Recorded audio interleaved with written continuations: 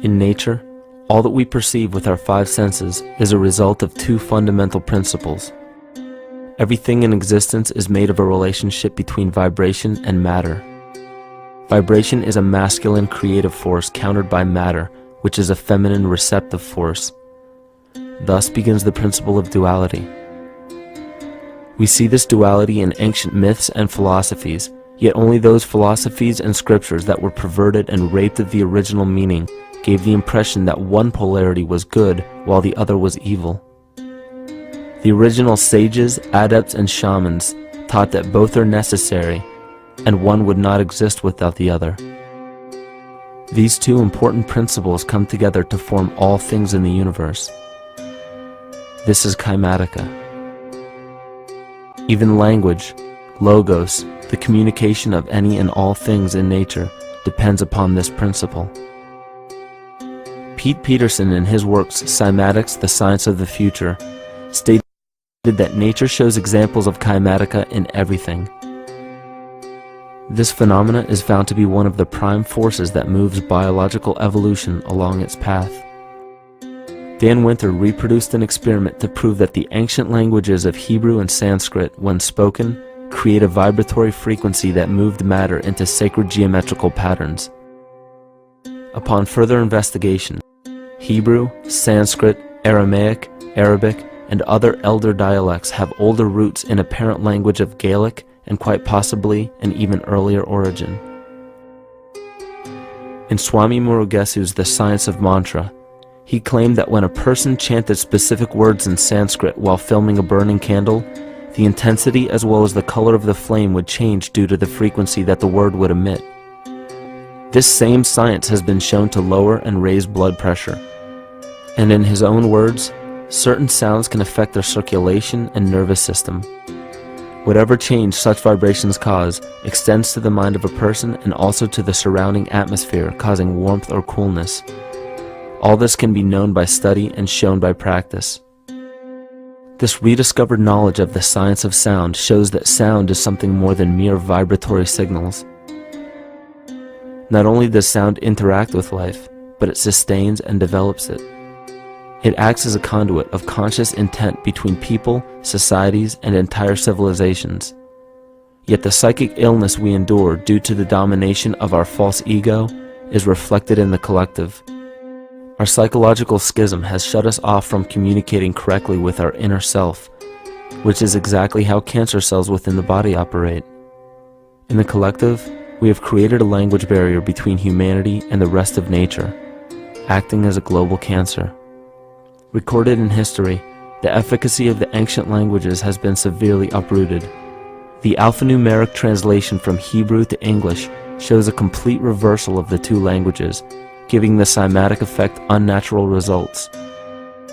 Dr. Leonard Horowitz stated in his work on DNA, 1/3 of the sensory motor cortex of the brain is devoted to the tongue, oral cavity, the lips, and speech.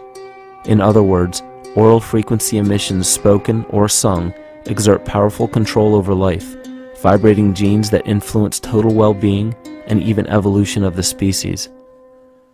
A degradation of language in this case is shown to affect biology. If something as basic and important as language can be degraded and devalued to such a degree, yet never questioned, what else might we be missing? Think of an aspect of your life that dictates the limits of your freedom.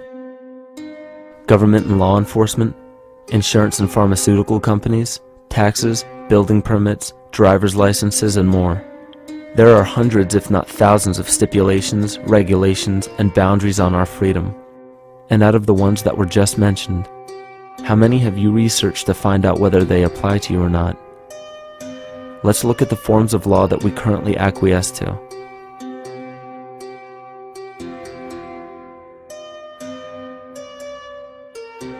A common misconception among people is that any rule or regulation that governs them falls under one category: law. But there are many other forms of law that people abide by without realizing that they simply do not apply to them. Another misconception is that a nation's constitution gives us our rights. A constitution does nothing more than list the rights that we already have. We are born with inalienable rights, endowed to us by our Creator. They are not given to us, and they cannot be given away. The most a person can do with a right is choose whether to exercise it or not. Maritime admiralty law is what's known as the law of the water. It is superseded by civil law and only applies to those who willingly contract themselves into it. The definition of admiralty law is a body of private international law governing the relationships between private entities which operate vessels on the oceans. Let's look at how and why a form of law that is fashioned to govern corporations, businesses, and vessels has imposed its rule over natural human beings. This is all done through a form of word magic. A simple perversion of language has made it possible to convince people around the world that these alternative laws apply to them. One of the predominant beliefs in modern culture is that licenses, permits, registrations, and other forms of documentation are required to operate motor vehicles, use public roads, build structures and establishments, engage in free enterprise, and much more. Sadly, these beliefs are based on little to no investigation whatsoever, and are false. This belief structure is perpetuated by maritime admiralty law. This form of law was originally created to govern ships docking in foreign nations for the import or export of products and resources. It deals with banking and merchant affairs, not civil affairs. When a product is taken off of a ship and brought into a foreign land, that nation takes custody of the resource and accounts for it with a certificate. That certificate marks the birth date of that product in the custody of the respective nation. Think of why it is supposedly required to have a certificate of live birth in the first place. The Barron's Dictionary of Banking Terms defines a certificate as a paper establishing an ownership claim. So right there, we notice that everyone with a birth certificate is defined as being owned. People are used as collateral with other nations because the U.S. is bankrupt. The United States declared bankruptcy on March 9th of 1933. At this point, the U.S. began taking out loans from a private, non-government affiliated corporation called the Federal Reserve. With no money to pay back the loans, the United States began using the citizens as collateral. All birth and marriage certificates are literally warehouse receipts. Just look at the similarities of warehouse receipts and birth certificates. Both document the date of issue, a serial number, registration number or receipt number, a description of the product, and an authorized informant to notify the appropriate government agency. With all of this information being readily available, the majority of people are unaware of their involvement with maritime admiralty law. This is possible through the manipulation of language. This admiralty law changed the meaning of the word person from a natural living person to a corporation. Driver's licenses, vehicle registrations, auto insurance forms, building permits, gun permits, work permits, tax filing documents, birth and death certificates, traffic citations, and many other forms of documentation that were once believed to be absolutely necessary only applied to persons or corporations. Upon signing such a legal document, you are indirectly waiving your rights under the Constitution and lowering your status to that of a corporation that is created with the same exact name as you. The only way to reconcile your true name from the name of the corporation is to take notice that the corporation has its name in all capital letters. This is known as capitis diminutia maxima. You may take notice that your driver's license, birth certificate, social security card, insurance cards, and more use all capital letters to legally represent the corporation with your name, not you. The corporation is known as an artificial person, whereas you, the human being, are known as a natural person. This deception goes even deeper when it comes to the courts that we attend. When showing up to court, you will notice that there are seats for witnesses behind a wooden fence or barrier. The defendant must cross through the entrance to the other side of the barrier where the plaintiff and judge sit. This act symbolizes the boarding of a ship. At this time, business can be conducted in maritime admiralty law. The judge, acting as captain or banker, is responsible for settling the balance between the two sides. This is why there is always a monetary value involved in any court case. The captain is simply dealing with banking and merchant disputes. Once the balance is paid, the case is closed. To turn the court case away from admiralty law where your rights are not protected, you must avoid agreeing to represent the artificial person. This is done by stating that you are the natural person. You don't have a first or last name because those imply corporate title. In a court case, you may state that the court takes judicial notice of your honor's oath of office. Every judge must take an oath of office to practice law, yet you must make it clear to the court and the jury that the judge is acting as judge and not banker. Remember that you are a natural human being of the earth. You are not governed by anything but your own consciousness. Laws are created within a society.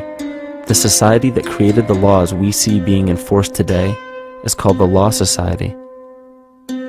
Yet the most beautiful part of this entire deception is the fact that we are not part of the Law Society, so their laws do not apply to us. Judges, lawyers, and law enforcement officers, they're all part of a society. Within that society, they've created their own language that's deceptively similar to English. They have these little things called statutes, acts, and regulations that seem like laws, but they really only apply to those within their society. So that basically means all the traffic violations, minimum age requirements, and everything except for damage to another person or their property doesn't really apply to the natural person.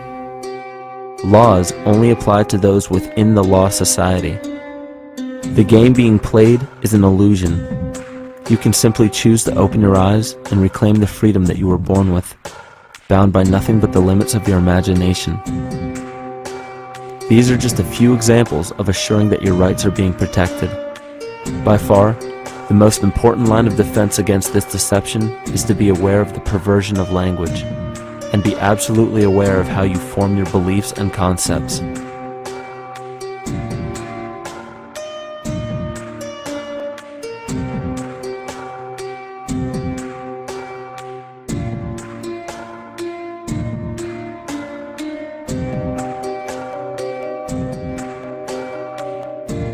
In all forms of the perversion of language, there is a mirror reflection of this in the microcosm of the psyche.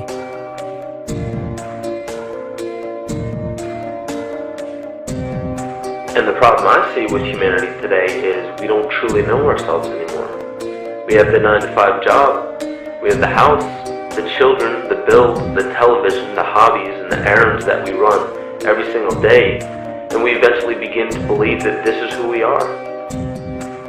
But who are we beneath the job title, beneath the status of mother or father, theist or atheist, Republican or Democrat, black or white, man or woman? Who are we?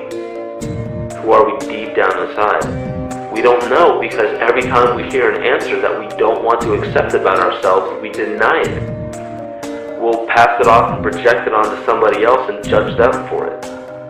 This is repression. And we see what repression can do to us on an individual level, but what about on a collective level of humanity? What happens when the whole world refuses to see what they truly are on the inside?